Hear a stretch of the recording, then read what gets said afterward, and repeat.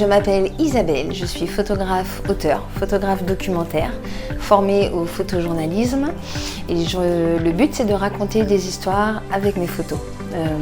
Ma démarche est de passer des messages et de mettre en lumière les choses, les initiatives positives de ce monde.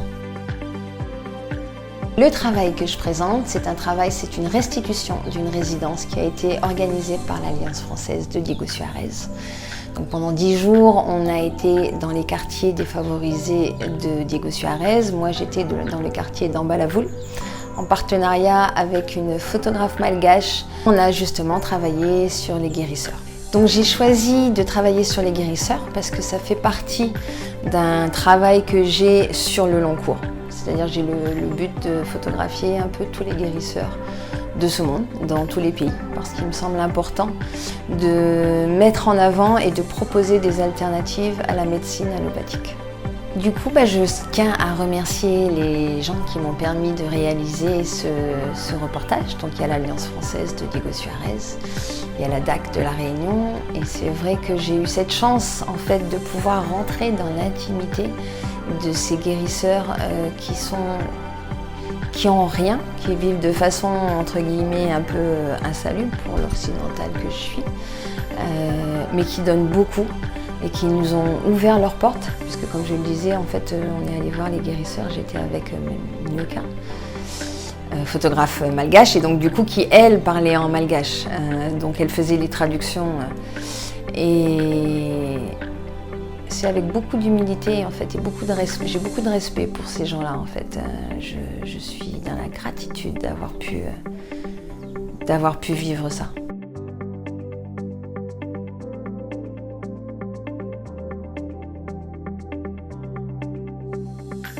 Donc j'ai choisi cette photo. Donc en fait c'est Tony.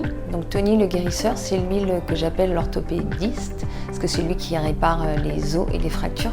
Et en fait il va chez je ne me rappelle plus le prénom du patient, qui a 34 ans, il a eu un AVC, il est paralysé en fait. Et la photo, en fait, on voit bien, il y a un rapport au corps, un rapport aux soins. Lui, Tony est en premier plan et en même temps, il y a l'environnement qui raconte beaucoup. Donc c'est pour ça, en fait, et j'aime la forme du dos, en fait. Pour moi, ça raconte la maladie en quelque sorte.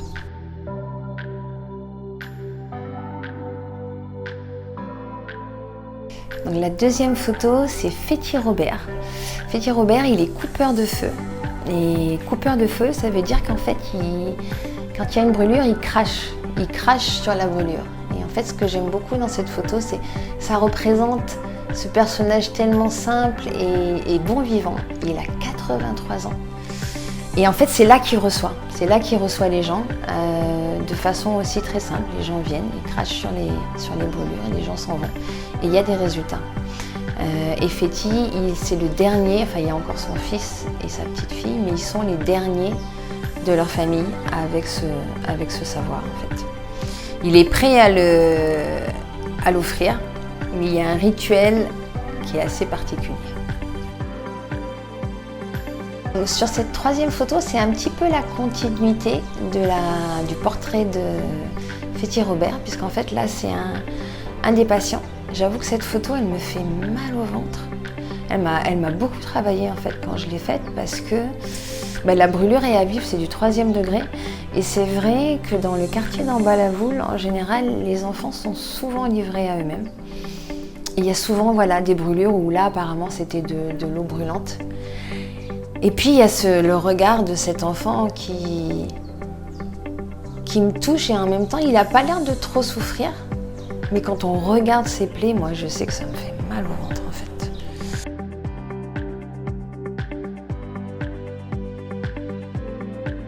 Donc la photo 4, c'est Martine, Daddy Martine, on l'appelle comme ça. Donc elle est aussi guérisseuse.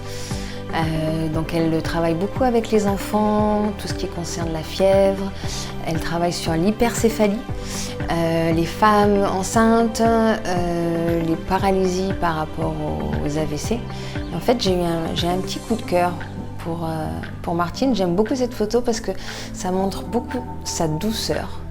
Et j'ai un petit coup de cœur parce que c'est vrai qu'elle m'a soignée. Moi, je suis tombée malade et elle s'est déplacée à mon hôtel. Et j'ai été guérie le soir même, en fait. Et comme elle nous expliquait qu'en fait, au début, elle a eu le don, elle était enfant.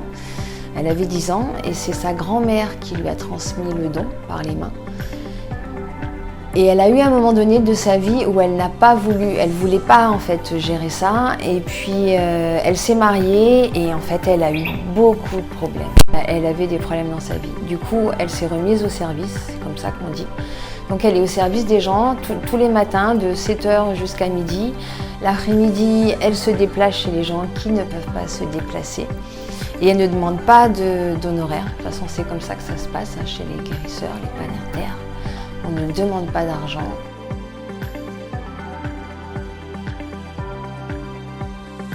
Donc là, on est chez Botia à Niveau. Elle a 81 ans. J'aime beaucoup cette photo parce qu'en fait, on la voit elle en premier plan, mais il y a aussi cette lumière en fait qui reflète pour moi un petit peu tout ce qu'ils peuvent dégager, en fait, tous les guérisseurs que j'ai pu rencontrer qui font don d'eux-mêmes. Et en même temps, on voit un de ces patients en arrière-plan, donc ça donne un peu le contexte. Il faut savoir que Botia à Niveau, elle a été décorée. Elle a le grade de chevalier pour avoir donc rendu service à la nation.